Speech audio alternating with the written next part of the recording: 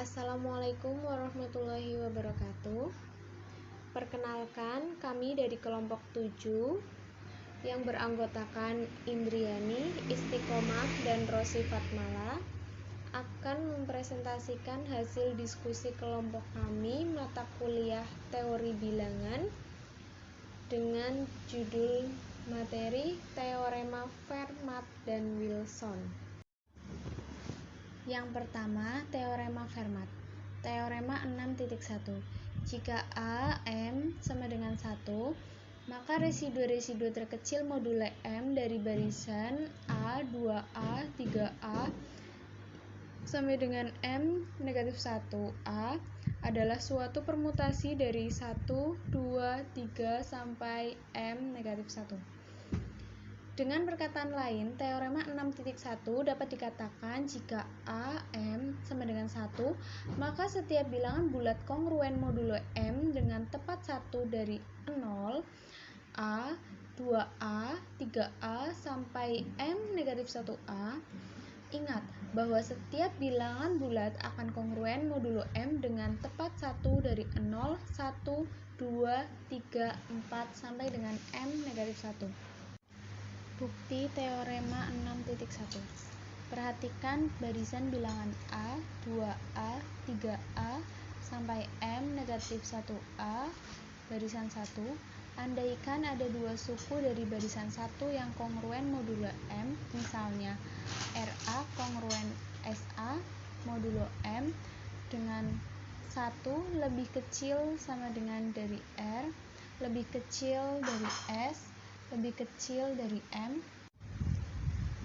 Karena A, M sama dengan 1, maka kita dapat melenyapkan A dari kekongruenan itu sehingga diperoleh R kongruen S modulo M.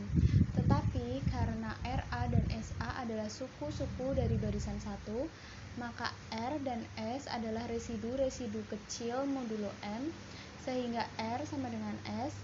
Hal ini kontradiksi dengan pengandaian bahwa 1 lebih kecil sama dengan R, lebih kecil dari S, lebih kecil dari M. Maka pengandaian tersebut tidak benar. Jadi, jika tidak ada dua suku dari barisan 1 yang kongruen modulo M, ini berarti bahwa suku-suku dalam barisan 1 masing-masing kongruen modulo M dengan tepat 1 dari 1, 2, 3, sampai M negatif 1. Contoh 6.1.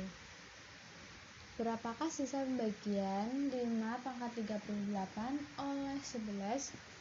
Jawabannya, menurut teorema Fermat, 5 pangkat 10 kongruen dengan 1 modulo 11.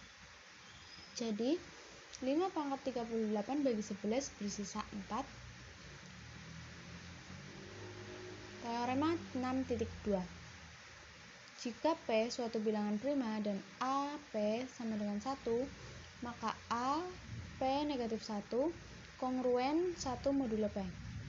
Buktinya, ambil sembarang bilangan prima P dan bilangan bulat A sedemikian A, P sama dengan 1, maka menurut teorema 6.1, residu kecil A, P negatif 1, 1, 2, 3 sampai P negatif 1 kongruen dengan P negatif 1 faktorial modulo P. A pangkat P negatif 1, P negatif 1 faktorial kongruen dengan P negatif 1 faktorial modulo P. Karena P dan P negatif 1 faktorial saling prima, mengapa? Maka kita dapat melenyapkan P negatif 1 faktorial dari kongruen hasil terakhir, sehingga diperoleh A, P negatif 1 kongruen 1 modulo P. Contoh 6.2. Apakah 117 suatu bilangan prima? Jawabannya, untuk memeriksa ini dipilih bilangan bulat positif yang cukup kecil, misalnya 2. Selanjutnya, diperiksa apakah benar 2 pangkat 117 kongruen dengan 2 modulo 117 diperoleh hasil 2 pangkat 117 kongruen dengan 44 modulo 117, sehingga diperoleh 2 pangkat 117 kongruen. Teorema 6.3. Jika P suatu bilangan prima, maka A pangkat P kongruen dengan A modulo P setiap bilangan bulat A. Selanjutnya, contohnya, tanpa menggunakan teorema Fermat, buktikan bahwa 3 pangkat 16 kongruen dengan 1 modulo 17. Ya, silakan dilihat makalahnya, di situ ada jawabannya. Dan selanjutnya kita akan membahas teorema 6.4 yang akan dilanjutkan oleh Mbak Istiqomah. Teorema 6.4. Jika P dan Q adalah bilangan-bilangan prima yang berlainan sedemikian hingga A pangkat P kongruen A modulo Q dan A pangkat Q kongruen A modulo P, maka A pangkat P kali Q kongruen A modulo P kali Q. Bukti teorema 6.4.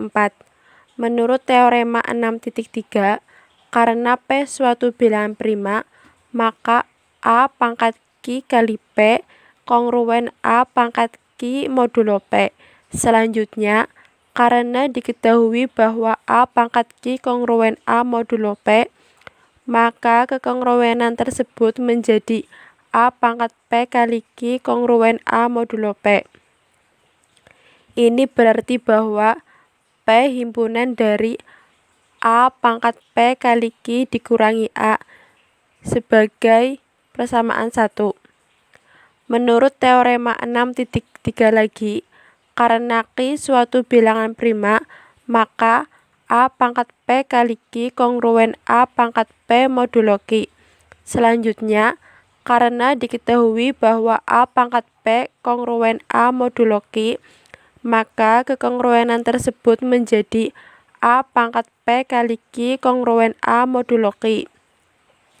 Ini berarti bahwa Q himpunan dari A pangkat P kali Q dikurangi A, disebut sebagai persamaan 2.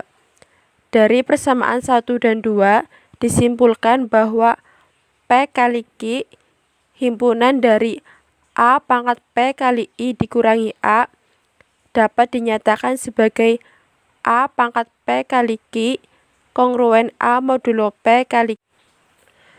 Contoh 6.4. Tunjukkan bahwa 2 pangkat 340 kongruen 1 modulo 341. Jawab. 341 sama dengan 11 kali 31. 2 pangkat 10 sama dengan 1024 sama dengan 31 dikali 33 ditambah 1, sehingga 2 pangkat 10 kongruen 1 modulo 31. 2 pangkat 11 kongruen 2 modulo 31. 2 pangkat 10 sama dengan 1024 sama dengan 31 dikali 33 ditambah 1, sehingga 2 pangkat 10 kongruen 1 modulo 11.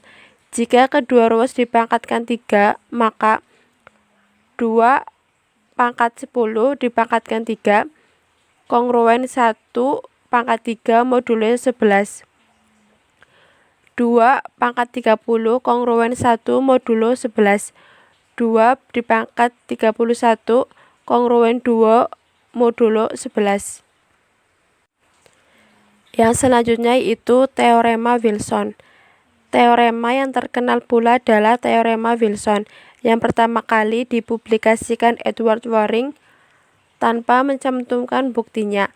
Bukti teorema Wilson pertama kali diberikan oleh Lagrange pada tahun 1771 dan menamakan teoremanya dengan sebutan teorema Wilson.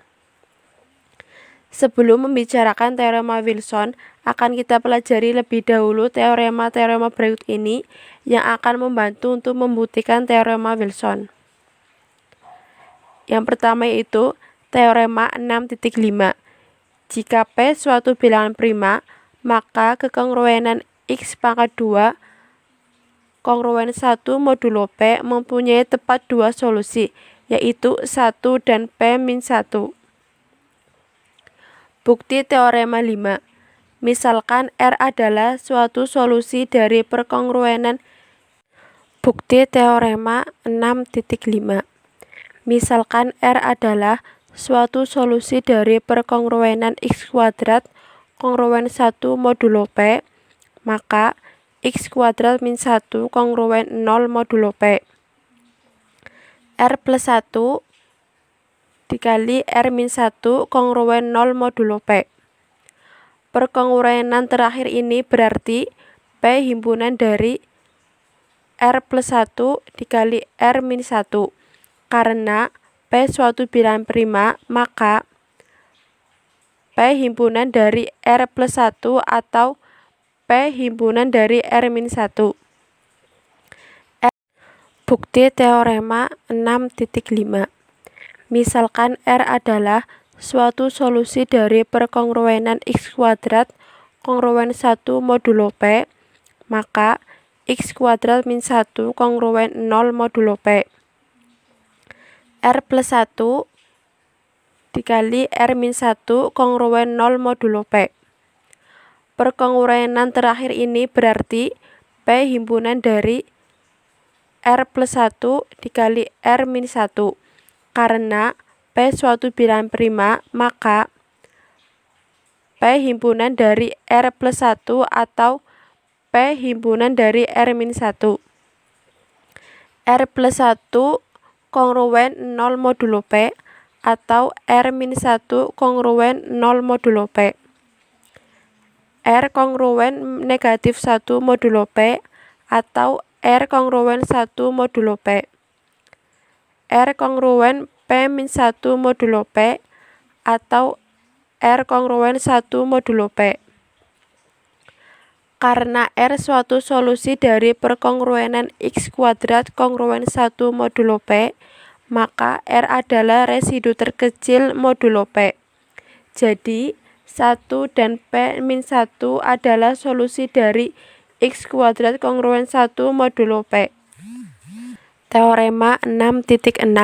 Misalkan P suatu bilangan prima selain 2 dan A aksen adalah solusi dari AX kongruen 1 modulo P dengan A sama dengan 1, 2, 3, sampai P-1, yaitu A dikali A aksen kongruen 1 modulo P dengan 0 kurang dari A aksen kurang dari P, maka 1. Jika A tidak sama dengan B modulo P, maka A aksen tidak sama dengan B aksen modulo P. 2. Jika A sama dengan 1 atau A sama dengan P-1, maka A aksen kongruen A modulo P. Bukti teorema 6.6. Apabila A sama dengan 1, 2, 3, sampai P-1, maka A, P sama dengan 1, sehingga AX kongruen 1 modulo P mempunyai tepat satu solusi. Ini berarti A aksen ada, sedemikian hingga A dikali A aksen kongruen 1 modulo P. Bagian 1 dibuktikan kontraposisinya, yaitu jika A aksen kongruen B aksen modulo P, maka A kongruen B modulo P. Misalkan A aksen kongruen B aksen modulo P, maka A kali A aksen kongruen A kali B aksen kongruen 1 modulo P. Ingat bahwa A aksen dan B aksen adalah solusi dari AX kongruen 1 modulo P. A dikali A aksen dikali B kongruen A dikali B aksen dikali B kongruen B modulo P dengan B sama dengan 1 2 sampai P-1.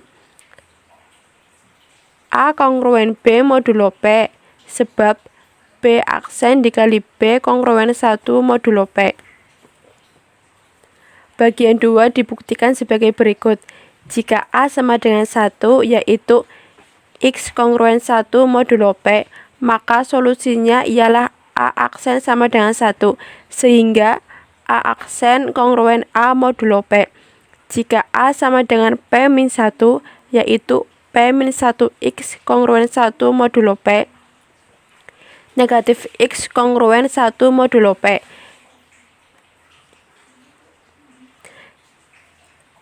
X kongruen negatif 1 modulo P, X kongruen P-1 modulo P. Jadi, A aksen sama dengan P-1, sehingga A aksen kongruen A modulo P. Saya istiqomah. Di sini saya akan menyampaikan materi tentang teorema Wilson, yaitu teorema yang ke-6.7 yang berbunyi, jika P suatu bilangan prima, maka P-1 faktorial kongruen -1 modulo P.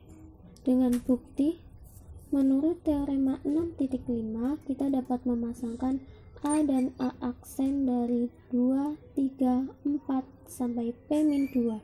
Sedemikian sehingga A aksen kongruen 1 modulo P. Dan terdapat setengah P-3 pasangan bilangan-bilangan tersebut yang kongruen modulo P dengan 1.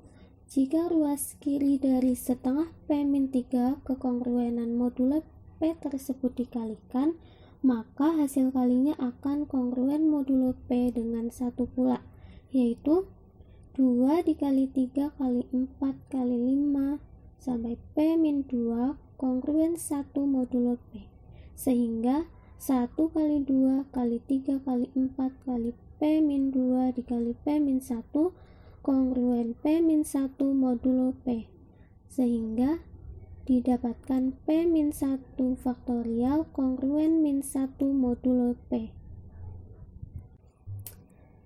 Nah, selanjutnya teorema 6.8 yang berbunyi, jika P suatu bilangan prima ganjil, maka pengkongruenan X kuadrat plus 1 kongruen 0 modulo P mempunyai solusi bila dan hanya bila P kongruen 1 modulo 4.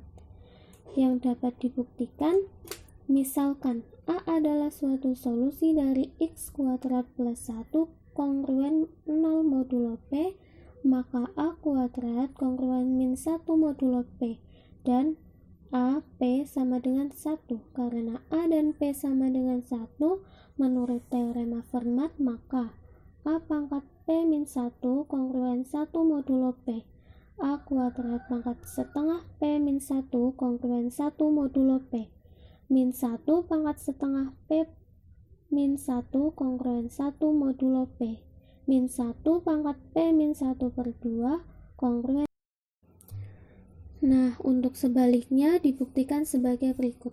Perhatikan bahwa P-1 kongruen -1 modulo P, P-2 kongruen -2 modulo P. Jika kita hitung, maka didapatkan P plus 1 per 2 kongruen P-1 per 2 modulo P. Dan P-1 faktorial kongruen 1 dikali 2 kali 3 sampai P-1 per 2 dikali P plus 1 per 2 sampai P-2 dikali P-1. Maka didapatkan P-1 faktorial kongruen 1 dikali 2 kali 3 sampai P-1 per 2 dikali min P plus 1 per 2 sampai min 2 dikali -1 modulo P. Sehingga P-1 faktorial kongruen -1 pangkat P-1 per 1 dikali 1 kali 2 kali 3 sampai P-1 per 2 kuadrat modulo P. Sehingga P-1 faktorial kongruen 1 kali 2 kali 3 sampai P-1 per 2 kuadrat modulo P. Sebab P sama dengan 4K plus 1. Untuk suatu bilangan bulat positif K sehingga min 1 pangkat P min 1 per 2 sama dengan 1, maka P min 1 faktorial kongruen dengan P min 1 per 2 faktorial kuadrat modulo P. Mengingat teorema Wilson bahwa P min 1 faktorial kongruen min 1 modulo P, maka min 1 kongruen dengan P min 1 per 2 faktorial kuadrat modulo P. Hal ini berarti P min 1 per 2 faktorial kuadrat memenuhi pengkongruenan X kuadrat plus 1 kongruen 0 modulo P. Jadi, pengkongruenan itu mempunyai solusi. Oke, terima kasih kepada teman-teman semua yang sudah menonton video dan menyimak materinya. Kurang lebihnya saya mohon maaf. Sekian presentasi dari kelompok kami. Wassalamualaikum warahmatullahi wabarakatuh.